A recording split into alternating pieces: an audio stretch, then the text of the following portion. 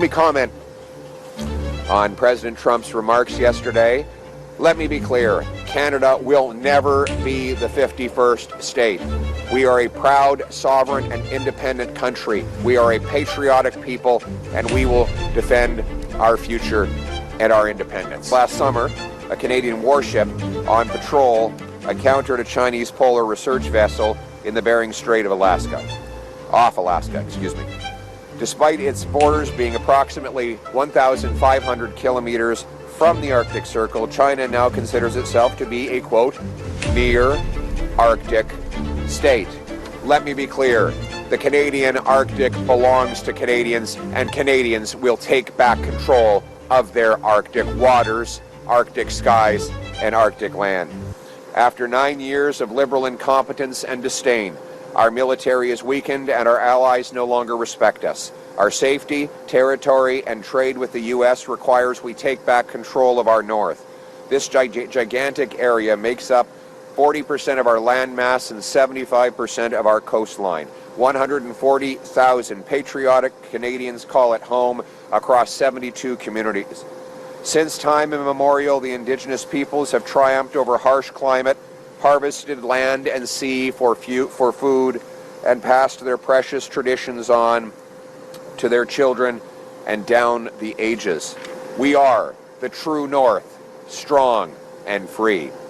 As the world grows more dangerous, our brave men and women in the Canadian Armed Forces, especially the mighty Canadian Rangers, must have the resources that they require.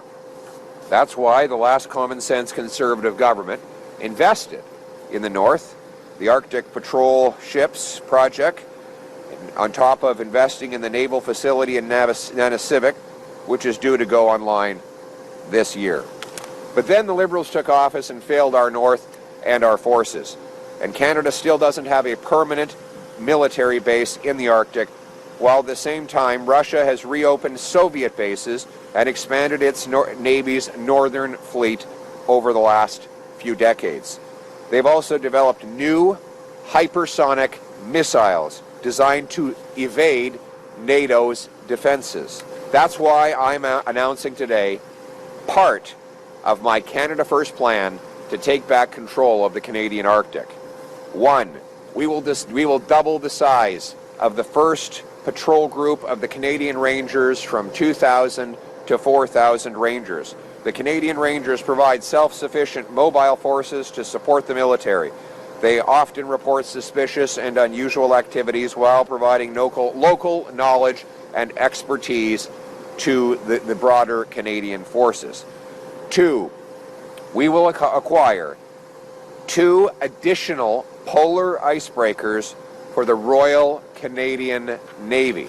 These icebreakers will be on top of the current icebreakers that Seaspan and Davie shipyards are already building for the Coast Guard.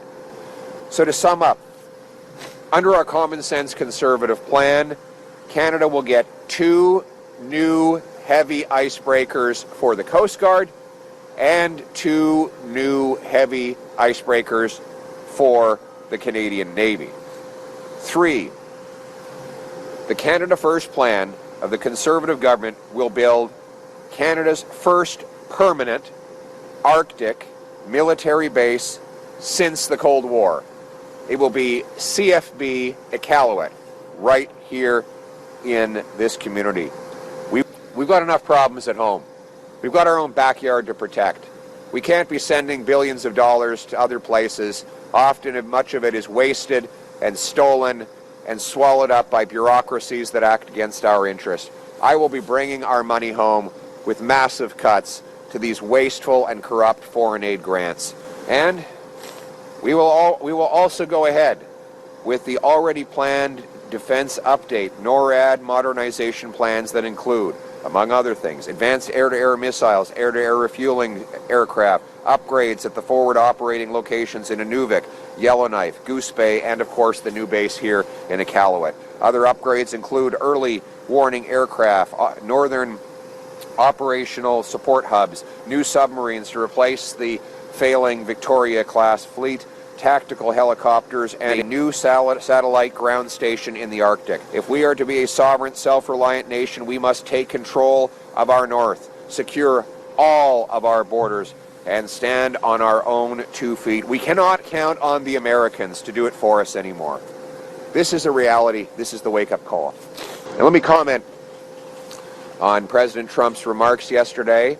Let me be clear. Canada will never be the 51st state. We are a proud, sovereign, and independent country. We are a patriotic people, and we will defend our future and our independence. Second, he has threatened to bring in tariffs on our steel and aluminum. We will retaliate in kind with matching tariffs on American aluminum and steel, all of the proceeds of which will be given back to our steel and aluminum industry, and any surplus will be given in tax relief for our people. But these tariff threats are a wake-up call. The Carney-Trudeau Liberals have destroyed our economy over the last 9 years. The combination of Trump tariffs and Carney-Trudeau tax hikes would be an existential disaster for the Canadian economy. Mark Carney has been in charge of our economy for the last 5 years when he became Justin Trudeau's advisor. And what has been the result? Doubling the debt, printing $700 billion of inflationary cash, destroying the purchasing power of our money, shutting down pipelines that would have made us less reliant on the Americans so that they get all our oil and all our gas, a radical environmental agenda that sought to deliberately defund Canada's energy sector. That has been Mark Carney's radical agenda that Justin Trudeau has been implementing dutifully over the last 5 years. This agenda was wrong before. It is an existential threat to every Canadian's job now. And that is why we need to go in exactly the opposite direction. We need to do away with Mr. Carney's carbon tax. Carney told CTV about 10 days ago he's going to bring in a new tax, a new carbon tax on Canadian industry. He mentioned steel. Can you imagine what it would do to our country if at the same time Donald Trump hits our steel industry with a tariff, Mark Carney brings in a massive new carbon tax? My friends, under Mark Carney, there will be no steel making in Canada, and we will lose the most fundamental strategic building block of an economy and, frankly, our national security. These radical policies have not worked in the last 9 years, and they will be a catastrophe if they are allowed to continue for a fourth term.